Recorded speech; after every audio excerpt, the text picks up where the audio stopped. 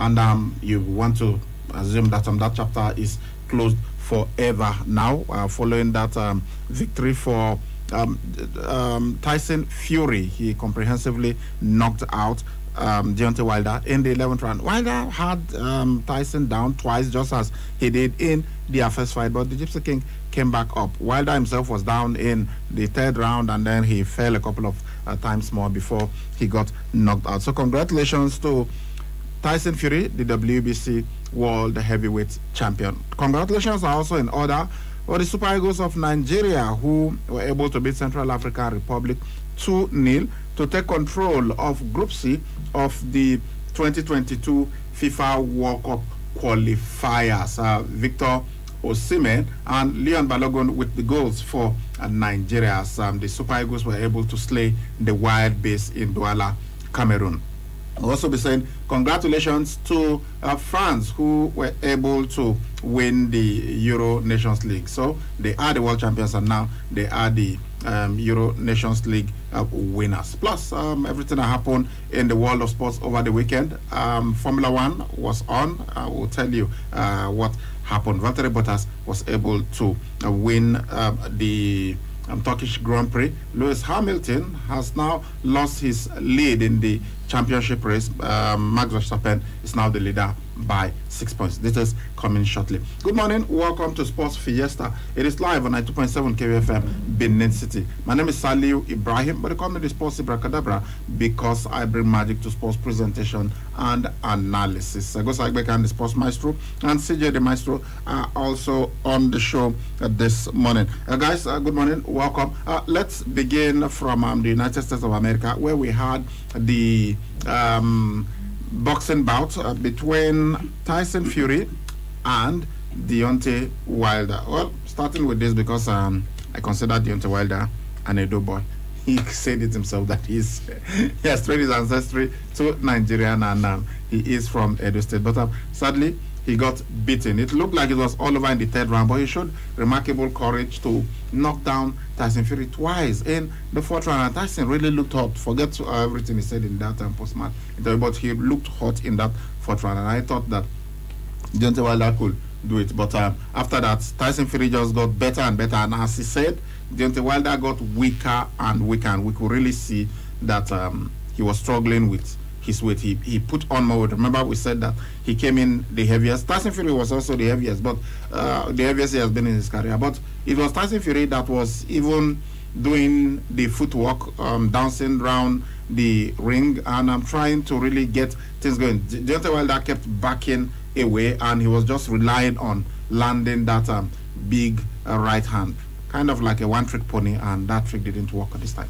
Well, it was a classic, honestly. They served us a fantastic match. That was what everyone was expecting to see. But at the end of the day, definitely one boxer will always emerge champion. Yeah, I thought it would last a distance, maybe points decision and all that. But at round 11, although the two of them, they were really weak, after the 10th round. But it was Tyson Fury. Although Wilder also said it in his post-match interview that his weight, was really his advantage. Well, whether your weight is advantage or not, you should have prepared for your opponents, knowing full well that he boasted that he was bench pressing over 100 pounds, so the weight Tyson Fury putting his weight on him will not matter at all. But we saw clearly that Tyson Fury, and that was the strategy, Tyson Fury was leaning on him. In fact, even the referee had to warn him several times, stop leaning on him. So that was exactly what he was doing. He was putting his weight on Deontay Wilder, and that's what people thought Anthony Joshua was going to do to Alexander Usyk. You are the bigger man, lean on him. That's boxing. It could be boring at times, but it's a strategy to win the fight. And Tyson Fury made Deontay Wilder carry his weight for much of the fight, so he got. But I thought Deontay Wilder should have not allowed Tyson Fury, knowing full well that yes, this guy, if you realize, if you rest his weight on you, it's going to be advantage on his side. You should have, also, get out a strategy to ensure that yes, you don't allow him to do that. But the only way you can do that is by keeping him at bay with your jab, and also you try and push him whenever he's trying to lean on you. So I don't know why Deontay Wilder just relied on that. Yeah, I will get him with this one punch. It did twice, but it should have realized that the first fight twice Gypsy King was knocked down, especially the second one, of which he stood up before the last bell, but then the last count rather. But then I think he has got what it takes. He could be knocked down, but not knocked out, except you do the finishing. But yesterday he couldn't finish him. Talking about Deontay Wilder, and he was the one who, when I saw that punch coming to Wilder's face, I knew this is good night, honestly, because Wilder exposed himself while trying to get Tyson Fury down. He just exposed himself. Wilder has no defense. Yeah, he has no defense. He exposed himself. He doesn't have a defense. Yeah, and, I wonder what Malik Scott, has been talking about the Wilder we have not seen before and all that. So I thought he's going to come with so many. Well, he saw him in round 4. But he knocked down. Yeah, twice. Yeah, we also saw that in the first fight. He's a good puncher, no doubt. But when you talk about boxing skills that could last the distance, I think that's where Wilder fits to take, to hold his own. But all the same, I think it was a good fight, fantastic fight. But the better boxer won. So kudos to Tyson Fury, and he said it's done, and for real, it's done. There's nothing that will pitch the two of them together. So 3 fights, 1 draw, 2 wins for Tyson Fury. So he is the better fighter. I think Deontay Wilder should go back to his drawing board and see how he could challenge for titles anymore. Well, I like the fight. I like the fact that it's not a trilogy, and it's of course the end of this one, the end of this occasion for Tyson Fury, and of course Deontay Wilder. In my lifetime, I don't think I've watched 2 boxers fight 3 times. So it's just I'm only saying for me. In your lifetime, I've not watched that. This is like the first time I'm saying that. I know you watched the 1930 World Cup, so you may have seen so many of them. All right, but I like this fight. It was a contest full of improbable twists and turns. 2 rivals coming in there to more like kill themselves in quotes. I like the fact that Tyson Fury made a huge statement. We know Deontay Wilder. The longer he lasts in the ring, the more difficult it is for him to win a match of that magnitude. We knew that in terms of the reach, Tyson Fury, of course, is the taller guy. He's a bigger guy. Yeah, he's got a longer reach. So he's got that advantage. You've got to try as much as possible to work on your own advantage. That's what boxing is all about. You know what works for you and what does not work for you. You've got to prey on the weaknesses of your opponents, and then your opponents as well. Hopefully, we want to prey on your own weaknesses. But then we saw what we, of course, have been longing to see for a long time, which is the end of this chapter. And it ended in the 11th round. I didn't even expect Deontay Wilder to go that distance, because it was obvious that towards the end of that fight, he was really tired, and the more determined guy, got the win on the day. Exactly. When he was knocked down, was it in round 7? The punch from Tyson Fury, he knocked Deontay Wilder clean off his feet. Deontay Wilder basically flew. Yeah, you could see that he even held on to the waist of Tyson Fury. And Fury said he almost broke his ankle the way he landed, but luckily nothing happened. Because just imagine if the knockdown had caused Deontay Wilder, Tyson Fury to break his ankle, and that would have been the end for him. And maybe it would have been declared a no contest, because they would say it was an accidental stuff or whatever. But thank God nothing happened to him, and Deontay Wilder was able to continue, and then he got knocked out in the 11th round. But something happened after the fight, but we're only hearing from Tyson Fury. Deontay Wilder has not addressed that, because after the fight, Fury went to him. That's what we saw, and we could see that it's like Deontay Wilder wanted none of it, and then Tyson Fury walked away. So after the match, he was interviewed, and he said that he went to him just to say, well done, a good fight and all that. But Deontay Wilder told him that he doesn't expect anything from that. He doesn't want any show of sportsmanship. He should just get away. And that's why he called him a sore loser and an idiot. But some people have said that that Tyson Fury, when he went to Deontay Wilder, he did not go there to commiserate with him or to tell him well done. That he was boasting in his face and was telling him, I told you I was going to knock you out. And then that's why Deontay Wilder said he didn't want to have anything, that he should just get away. But as I've said, it's just speculation. We've only heard from Tyson Fury what exactly transpired. He said he just wanted to go and congratulate him and tell him well done, and Deontay Wilder told him off, and that's why he walked away. Deontay Wilder has spoken. He said he noticed that he did some things wrong, and unfortunately for him, the weight of Tyson Fury, which he thought will not give him problems, actually was the issue, that he had to carry the weight. Tyson Fury was leaning on him for much of the match, and he just could not cope with the weight. So that's the bigger, the better for Tyson Fury. But for Deontay Wilder, it's like the weight. Weighed on him, pardon the expression, and that was why he was unable to really win that fight. In the undercard, Efe Ajagba, our knockout artist, he got beaten for the first time in his professional career, or since he turned heavyweight. Yeah, he got beaten by Sanchez from Cuba. You see, one thing about people like Efe Ajagba is this: he's too raw for my liking. Yes, you can be raw at this early stage of your boxing career. But then, when you're fighting against someone who is technically gifted, more technically gifted than yourself, you've got to sometimes abandon that's your natural style and then look at what is in front of you.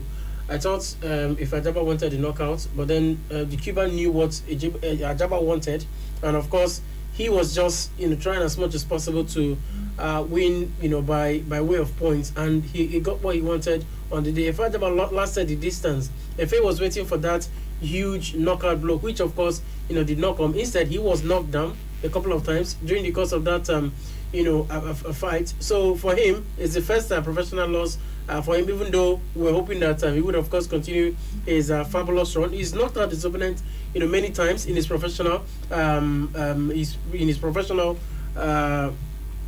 in terms of his since he turned professional. Yeah, he has not lost any he has fights. not lost any. No. So but this one came as a surprise. But he will have to go back there and then, of course, look at what he did wrong. Just like Joshua said, he also did a couple of things wrong. Look at what he's done wrong, and then hopefully. And funny enough, there were bets on the line that he could have taken from Sanchez. Yeah, the absolutely. They were, so but then there were minor belts. Well, that minor, no. I was saying that maybe he should just concentrate on his own game, because he's been talking too much. He's talked about Anthony Joshua, that he's not even known in Nigeria. I don't know whether if Ajagba has taken a survey of boxing fans, whether they know Anthony Joshua or not. And then he said he punches harder than Tyson Fury. Tyson Fury, that he has inspired Tyson. He should actually just concentrate on himself. Okay, let's go on this break. We'll be right back. Honey? Yes, dear. I'm tired of the poor power situation. Every time I stock the fridge, I come back to spoiled food. I think it's about time we go solar. How? With Vertical Solar, we can have all our appliances and electronics powered by solar, and they allow us to pay small. We can pay installmentally with as low as 36,000 naira monthly, spread across 12 months. Tell me more. I know you like the idea of paying small. Vertical Solar range of products can power all household devices, including air conditioners and water pumps. What are the benefits of solar power? We are talking uninterrupted power supply, no monthly electricity bill, no more spending on generator, and no more generator noise. I see. But how can I locate Vertical Solar? Head now to 28 Country Home Metal Road off Ajib Junction, Sapler Road, Benin City, or Blossom Mall beside Stop to Shop stores, DBS Road, Asaba. Or you can call them on 0816-170-1105 or 0703-623-4843. You can also send them an email on info@verticalsolar.com.ng. Vertical Solar, your lifetime power partners. Babe, I can't believe I won't see you again till next week. I've really missed you. Nah, I miss you more. That's impossible, because I miss you more. Me, I miss you like Ilode. Oh my. Wow, babe, we've been talking for like forever. Oh yeah. Time to hang up. No, you hang up. Okay. Let's hang up on 3. Okay. 1, 2, 3. You didn't hang up. Neither did you, Joe. That's because I don't want to stop hearing your voice. Aw, babe. Your pillow talk doesn't have to end when you talk all day long for just 11 co per second to all networks. Dial star 311 hash to get talking right away. Glow Unlimited.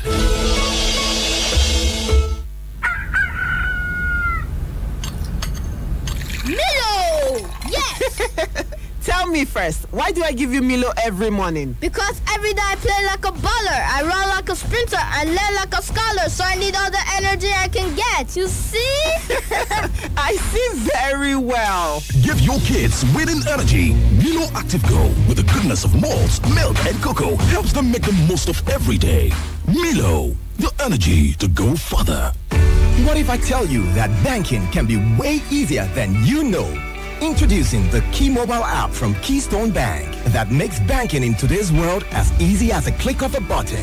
Imagine being able to open a fully functional account within 2 minutes, getting your debit or credit card delivered to you within 48 hours, and increasing your transaction limit. Shop and make payment in style using the NQR code feature. Simply scan, verify, and pay. Plus, the transfer feature allows you send money to phone numbers, withdraw or deposit cash at the nearest branch or agent location, and settle transaction disputes while sitting on your toilet seat. Download or upgrade the Key Mobile on your mobile devices from Google Play or Apple Store today. Key Mobile. Go branchless. Omo, the way when my customers they take they enjoy this Checkers custard and hey, since I open shop today now so Checkers custard and just they ask me, Madam, summer me one big container of that your Checkers custard because the way when my pikin them they lick plates every time I give them, it they torture me for body. Yeah, mommy don't buy Checkers custard again. CHECKERS Checkers custard. Checkers custard or we no get rival. Checkers custard. Now this one be custard.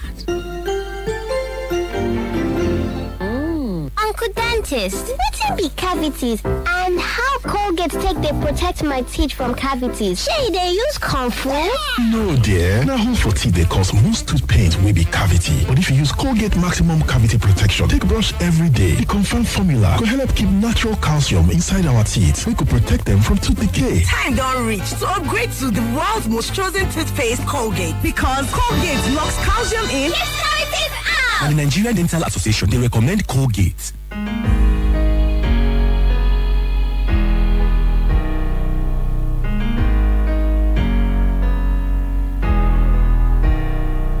We've had many battles, we have won some wars, but in all our struggles, we have lost loved ones. It may be cloudy outside, but not for very long. We will surely see the sun, 'cause we know no matter the weather, no matter the tide, we go there together. We stand by your side. No yawa, no problem. Go fit stand to fight us. We go stand together. We go beat them down.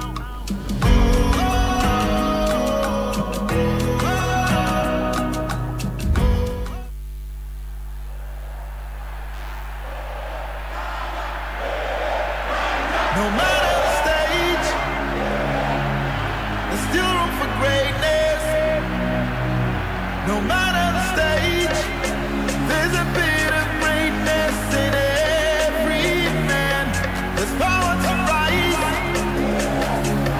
there's power to conquer, there's power inside, there's a gift of power in every man.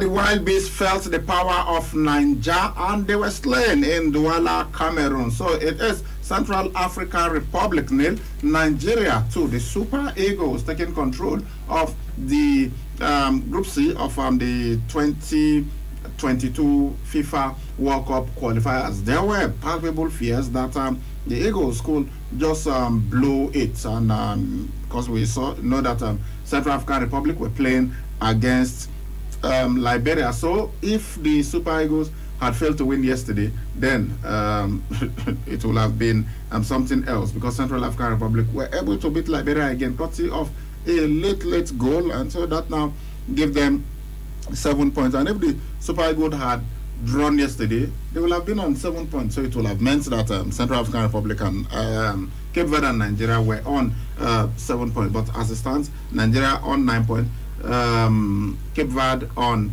7 points. And the Cape Verdeans are coming to Nigeria for the return leg, and then Nigeria will also play against Liberia away from home. So basically, which one is? I think it's the Liberia away first. So if we play Liberia and we win that match, and Central African Republic, Cape Verde are beaten by Central African Republic, that will mean that Nigeria has qualified for the final round of the World Cup. We thought it would be what we'll do in this match days, but unfortunately, the Super Eagles, having lost to Central African Republic on Thursday, blew that group open. But goals from Leon Balogun, our likely source, and then Victor Osimhen gave Nigeria a victory.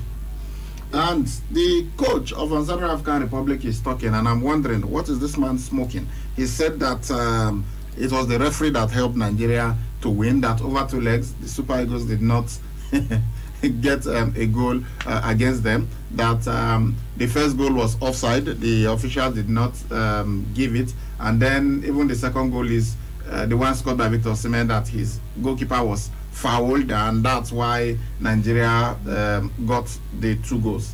I'm sure did he watch the match? Of course, he was right there in Douala. But I look, I don't even blame him. It's the Super Eagles that I blame. They are the ones allowing him to talk. If they had marked Central African Republic 6-0 in Lagos, and even the match yesterday, it ought to have been at least 5-0. We're just missing chances. Seriously. Yeah, we gave a decent account of themselves. It was more like retribution time. It was more like redemption time for the Super Eagles of Nigeria. We were condemned to win, just like we're condemned to win our remaining, I think, 2 matches, if I'm correct. Yeah, there are 2 matches left. So we have Liberia away, to get those 6 points. First of all, we have to beat Liberia at home, and of course Cape Verde as well, because the way Cape Verde are moving now, I don't understand whether they aim to qualify or maybe be in the first. They won back to back, which is really good, both legs. But that's why we have to win, our next 2 matches to ensure that we top the group at least, because the way Cape Verde are going, they could also go ahead to win another match and then get 3 points. So we gave a good account of ourselves yesterday, in as much as once again too many questions to ask, get out trouble, but no problem. 3 points was just the key thing. It's a World Cup qualifier.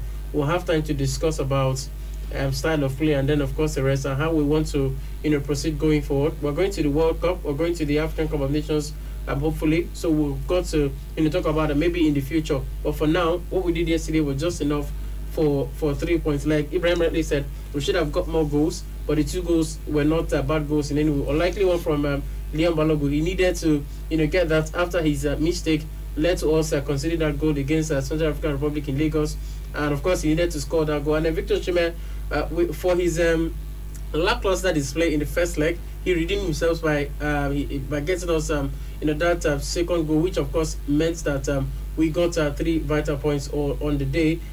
Look, we should not even be in the same bracket with Central African Republic, so I like the fact that we beat them, even though it was a neutral affair.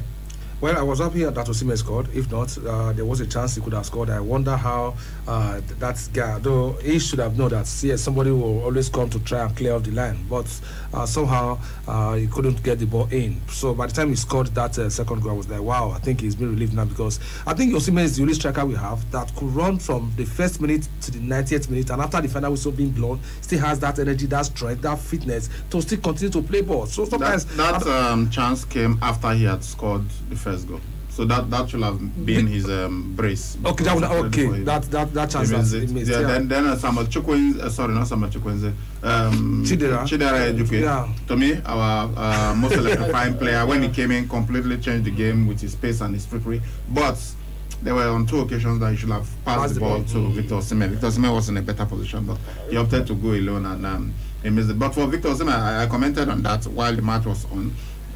If he had been watching players like Lionel Messi and some other guys, I mean, after he beat the goalkeeper, fantastic. He was able to take the ball off the goalkeeper, rounded the goalkeeper.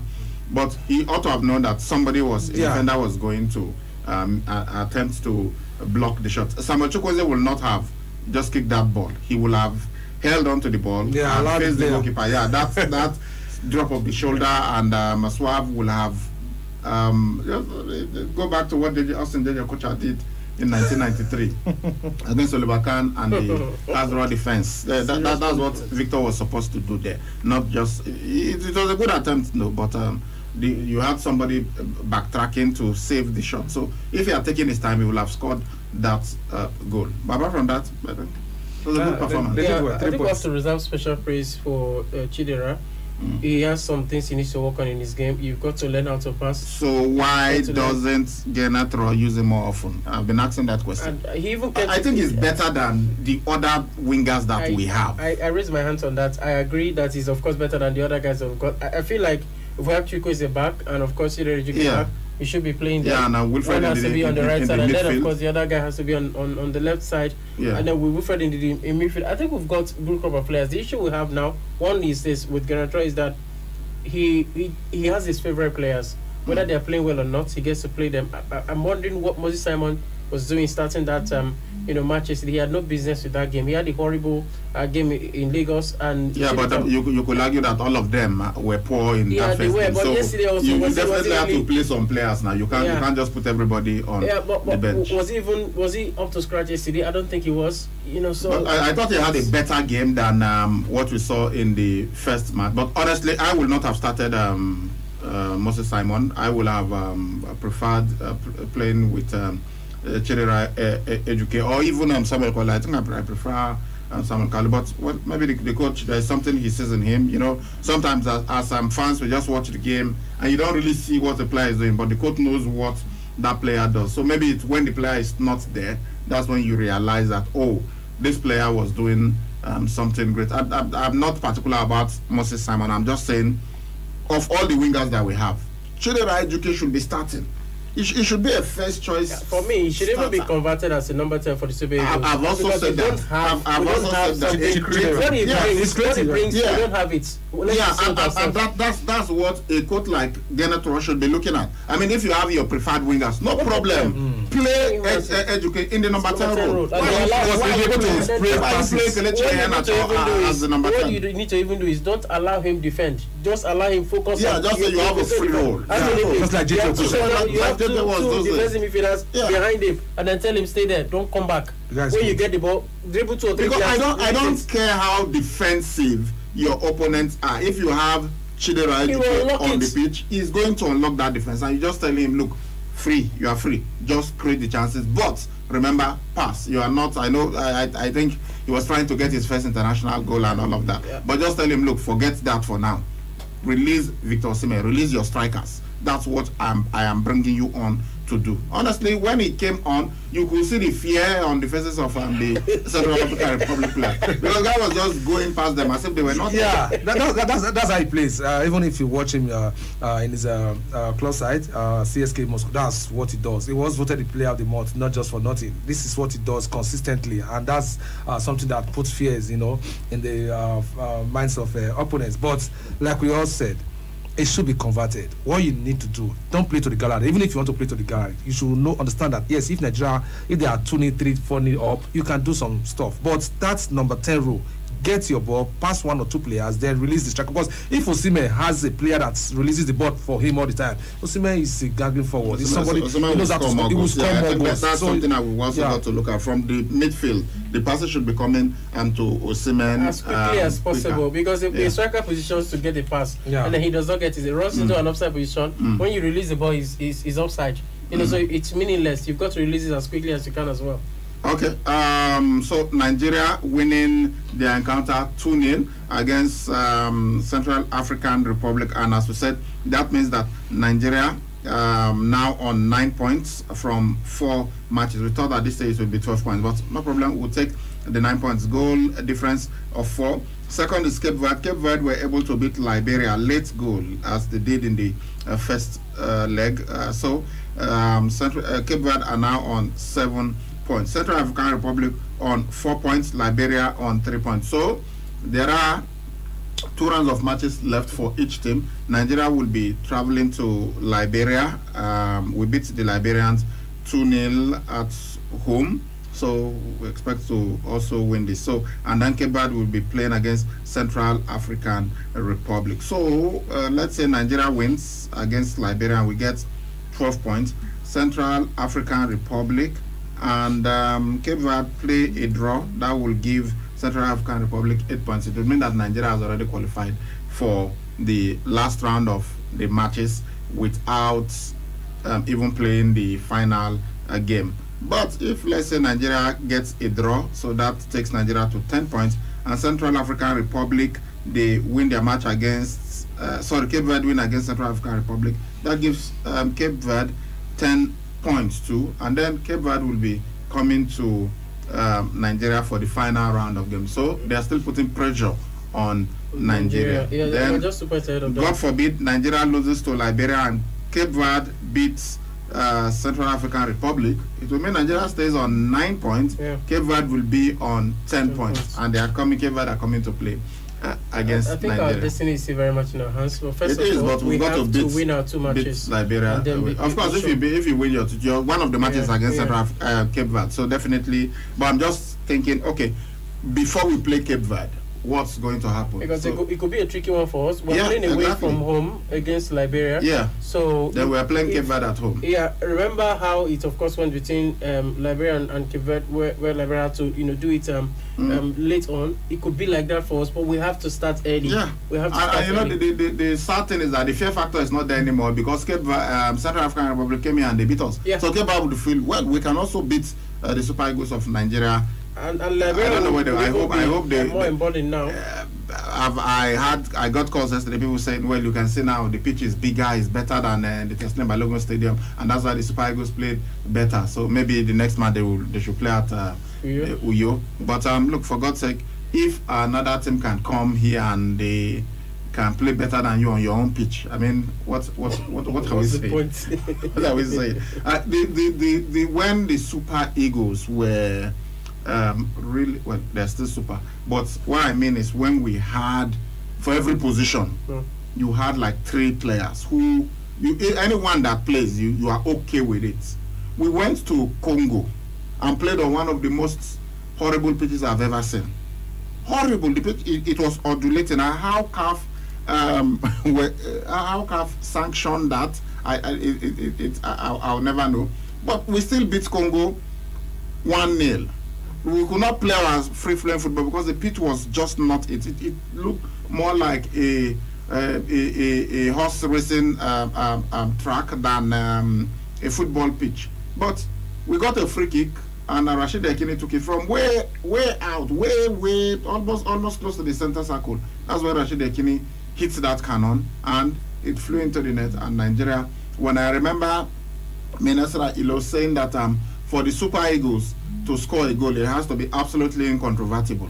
There is no way, because the officiating was questionable, and the crowd was very hostile. So it just felt for Nigeria to score a goal that would be allowed, it must be a perfect goal, and that was exactly what Rashid did. I mean, if you give a free kick and it's from about halfway and somebody hits it and it goes in, what will you say? How can you prove that someone was offside or whatever? It was just a goal, so they could not do anything about it. All right, let's look at the other matches that were played on Sunday in the 2022 World Cup qualifiers from Africa.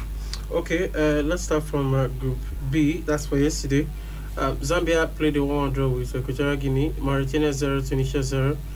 For Group C, Central African Republic, like we told you, lost to Nigeria 2-0. Cape Verde 1, Liberia 0. For Group E, Kenya lost at home to Mali 1-0. Uganda 1, Rwanda 0. For Group J, Benin Republic also lost at home to Tanzania 1-0.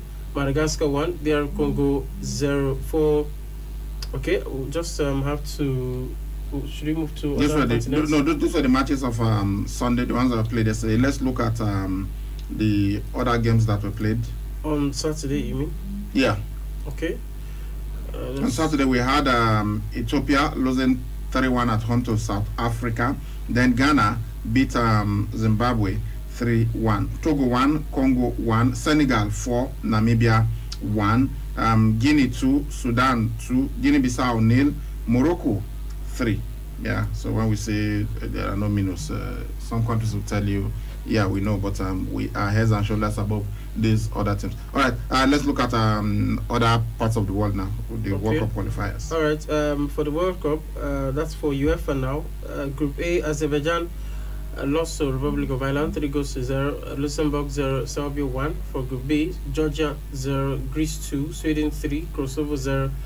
For Group C, Lithuania beat Bulgaria 3-1, Switzerland 2, Northern Ireland 0. For Group D, Kazakhstan also lost to Bosnia and Herzegovina 2-0. For Finland, they lost at home again to Ukraine 2-1.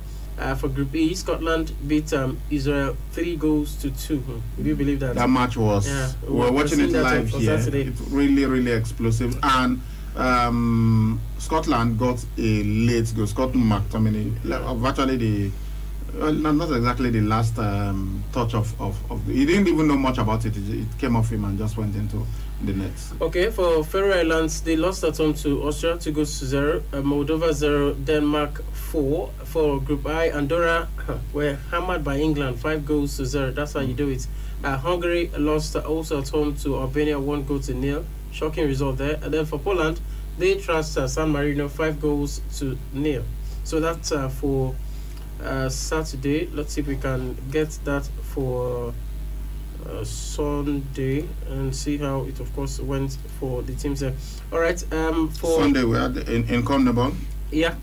Let's look at that. South America, Bolivia 1, Peru 0, Venezuela 2, Ecuador 1, Colombia 0, Brazil 0. Brazil dropping their first points in the qualifiers. But for Argentina, they were able to beat Argentina 1. Lionel Messi scored. He has created a record in South America, 80th goal. He has scored. Well, he is extending the record now every time that he plays. So well done to him. But this is how they stand. Well, we know eventually that all of these things will qualify. Brazil on 28 points from their 10 games. Argentina on 22 points from 10. Ecuador on 16 points from 11. Uruguay on 46 points from 11. They are fourth. Colombia on 15 points from 11. Then we have Paraguay, Peru, Chile, Bolivia, and Venezuela. So that's what we have in the World Cup qualifiers for the CONMEBOL. That's on the South American zone. Let's go to the CONCACAF and see what's going on there. For the CONCACAF, Costa Rica beat El Salvador 2-1. Jamaica 0, Canada 0, and then for Panama, they also shockingly beat USA 1-0. All right, so that's what went down last night, and explosive Euro Nations League final. Spain taking on France. Football of the highest quality. Yeah, the strikes were just out of this world. Too much trickery on the part of the two coaches. That's the kind of match you want to watch. Goals were scored, but they were just trying to outwit each other. But it's of course, I think in a match of that magnitude, maybe the difference is one or two players. That was what we saw yesterday. Mbappe making the difference for France. Yes, but said Mbappe. That the goal it was an offside. No, it wasn't. It wasn't because VAR checked it. Yeah, the Spanish player touched the ball. There was a slight it's like that made it onside. So even though the people in Spain are complaining, especially the captain of the Spanish team, Sergio Busquets, he says, well, that's not a goal in any way, that shouldn't have stood. But the laws are clear on what's a goal in that situation and what is not a goal. If it was an offside, I'm sure after VAR check, it should have been chalked off. Absolutely. But then they had their own chances. Even France, Karim Benzema could have open scoring for France. But but if you look at the front, he scored. He did very well. 2 minutes after Spain open scoring, that beautiful color was fantastic. Though the goalkeeper had a hand to it, but it was not enough to push it. It was too high. It was too high. He did his best. He tried every inch of his long limbs. And that's champion stuff. Yeah, against the Belgium, they did the same thing. They come back win. Yesterday, they did the same thing. A comeback win. So I think when you are talking of champions, I think that is champion stuff. You could be down, but you are not out. Absolutely. The ability to overcome the obstacles in your front, that makes you a champion. For me, I think they are the second to win it after Portugal. So they've done what I think others have not done: the World Cup and the Nations League. I don't think any other country has done that since Nations League. Nations League just started, so just started, yeah, maybe, yeah. Last year we couldn't have the I think the final as well because of the coronavirus pandemic. So that was why the first one was in 2019. So fantastic football, and for Italy to have been able to win the third place, beating Belgium. For Belgium, they had 2 players, so we are not part of it. I think they were not interested in that place match. Why? Yeah, they weren't. I don't think they were. But the manager said they were. The players were not there. The players didn't want to play in that third place. Yes. They wanted to play in the final. They wanted the trophy. Yeah, and they said when they did not qualify, what's the point of playing in third place? In the Euros, they don't play third place. So why are you playing third place in the Nations League? So that's why they just don't. Thibaut Courtois was just complaining, and so I just knew. I'm not saying that Italy will not beat Belgium on any day. No, that's not what I'm saying. But you could tell from what happened before the third place match that Belgium were likely to lose because they were disorganized. They just did not want to play that game. But I mean, that final, the quality on display was just awesome. That Karim Benzema goal, and I'm sure many French people will be saying, why did we let this guy out of the national team for so many years? Well, we know what happened. Yeah, but we know what happened. It was because of a blackmail case. He and Mathieu Valbuena. He advised Mathieu Valbuena that look, these guys, they could lick your tape, and all that. Now we even hear one of our own artists is talking about tape. Tiwa Savage and the rest. I don't know how people do these things. Then there are tapes for them. Anyway, so he advised when you got to know that Mathieu Valbuena, that somebody contacted him and was telling, threatening to release a tape of Mathieu Valbuena and all of that, and he just advised him that look, just pay them, otherwise they will leak it and destroy your career. And of course, you should not. No. Valbuena didn't need to take offense when he reported the matter, and the police were like, no, why would you pay? Why would you be so? Do you have a hand in it? Are you all this kind of stuff? And that's why they just felt morally this person shouldn't be playing for the national team of France. And since 2016 he could not play. He would have been a World Cup winner now if he had been in that squad. But I just think the punishment was maybe too much or harsh, sort of, because if you ask him not to play for 2 years, that's fine. But then for that long, about 6 years, bracket. Yeah, I got to a point that he even actually then retired from international football. But the coach was able to convince him to return. And we saw at the Euros that he still got it. And now at the Nations League, proving his worth. And in fact, even his manager at Real Madrid saying that he's happier now, and that's why he is even playing better for his club, that because he got the international recall, that it's making him a better player than he was in previous seasons. Seems like the older he gets, the better he becomes. All right, let's move to other sports now and talk about Formula One. We had the Turkish Grand Prix over the weekend. We now have a new leader. I mean, this position has changed so many times this season. There are 6 races left now, but Max Verstappen is now the leader. We know what happened with Lewis Hamilton. He started 11th on the grid. He was able to fight back, and he finished 5th. But at one point, he was 3rd, and he wanted to continue on the tires that he had. But his team Mercedes kept instructing him to come and change his tires because they were afraid that Sebastian Ocon and a couple of other guys who were behind him could catch up with him if he doesn't change tire. He wanted to just go on and do everything. With the tires that he started, but and eventually he was not happy. He felt he could still have done it, but they called him in and he finished 5th. And we know that his teammates Valtteri Bottas started from pole and won. But because Max Verstappen finished 2nd, that now gave him the advantage. Yes, and he overtook Lewis Hamilton. Lewis Hamilton got into this race 2 points ahead of Max Verstappen, but with what happened, Max Verstappen is now top.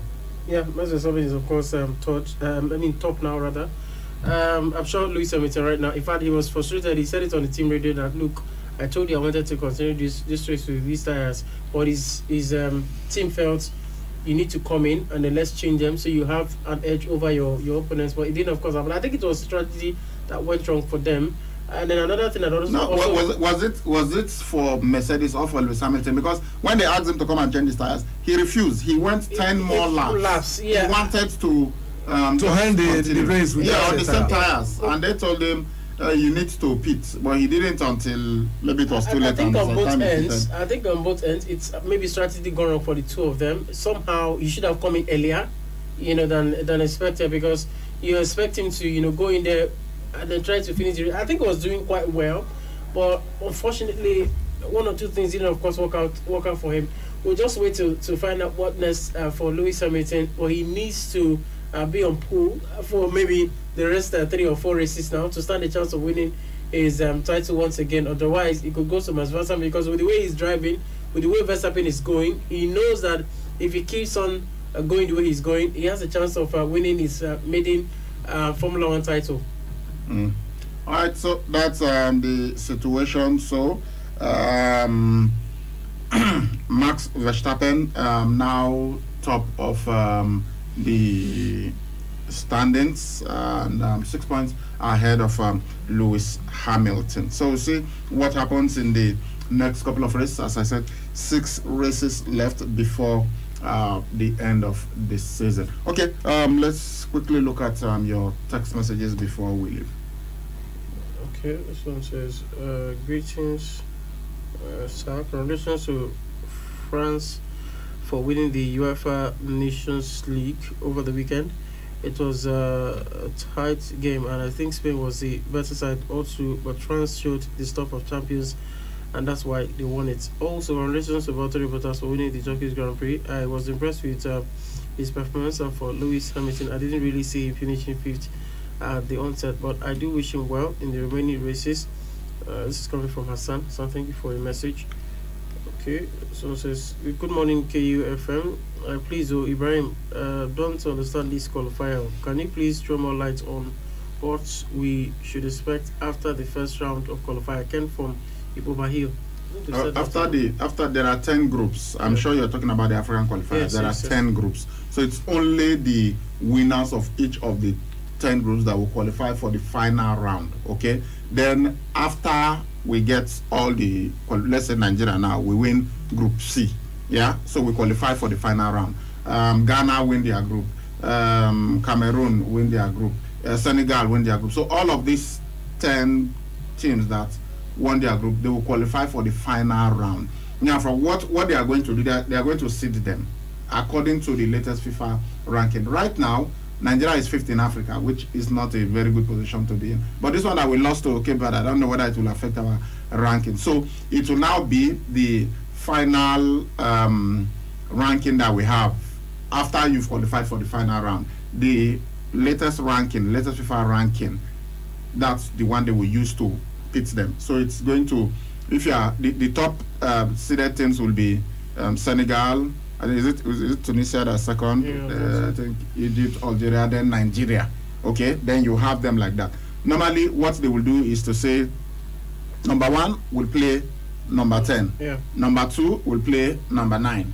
Number 3 will play number 7, and so on. So it depends on where you are. So if Nigeria, for instance, drops to 6th, that means we are going to play one of the top 5. So it will be best for us to finish in the top 5 so that we get to play one of the weaker ranked teams. But the way it is, I mean, that final round, because maybe the team that you'll be playing against will be South Africa or Ghana or so Senegal is number 1. Any of the teams that are from 6 to 10, those are the teams that you'll be playing against. All right, Super Eagles did well. Congratulations. This is coming from MC Godsend. Good morning, KUFM. Okay, KU Man of Sports. Uncle Sally, you are the monarch of sports analysis. Please. I'm the what? It says you are the monarch of sports analysis. Monarch, oh, okay. Please, is it fair to say a player is bigger than his club, even if he has achieved more than the club from US era? How can a player achieve more than his club? Except maybe it's coming from a different club, whereas maybe you just left Real Madrid and you are joining a Leicester City. Yeah. Is that what you're saying? But look, no single player is bigger than a club. I don't care who you are, whether you are Lionel Messi, whether you are Cristiano Ronaldo, no player is bigger than the club. It's the club that made the player. No player is bigger than the team. Okay? So because Lionel Messi, as good as he is, I mean, will he be in goal? No. As good as Lionel Messi is, can he put in a decent tackle? No. As good as Cristiano Ronaldo is, can he play as the defender or as the goalkeeper? No. So it's these individuals that make up the team. So one part of the team cannot be bigger than the team. Well, that's the much we can take. Time to blow the final whistle on this edition of the show. The most important thing is the 3 points, and I will say a big thank you to all my teammates for supporting me, and by God's grace, I know we can do it. And for all Nigerians supporting us and praying for us, we know we disappoint them sometimes, but there's nothing we can do because that is the game of football. We will do all we can to make them proud, and by God's grace, we will qualify for the 2022 FIFA World Cup. Super Eagles captain Ahmed Musa has thanked his teammates and fans for their support after making 100th appearance for the 3-time African champions in Sunday's Tony win over Central African Republic. And that's the final whistle on Sports Fiesta this morning. Well, FIFA said it is 101, not 100. Yeah, because when we had that dispute, we played Cape Verde, we played Central African Republic home and away, so that is 3 matches, and then it was on 98 match. So according to FIFA, it is 101 match caps, not 100. So he has equaled the record now for the most cap player in the Super Eagles. Thank you very much for listening to us. I'm Sali Ibrahim. I've been doing this with Egosa Egbekan and CJ the Maestro. Bye bye. Trying to get or receive information through all corners of the globe requires unprecedented internet service. At Wireless NG, we provide fast, reliable, and affordable unlimited broadband internet service to homes and businesses. Service is currently available across Lagos and Benin. Visit us today at Wireless NG 5 Ramaya, Ikenede Street off PZ Sapler Road, Benin City, or our marketing office 70 or low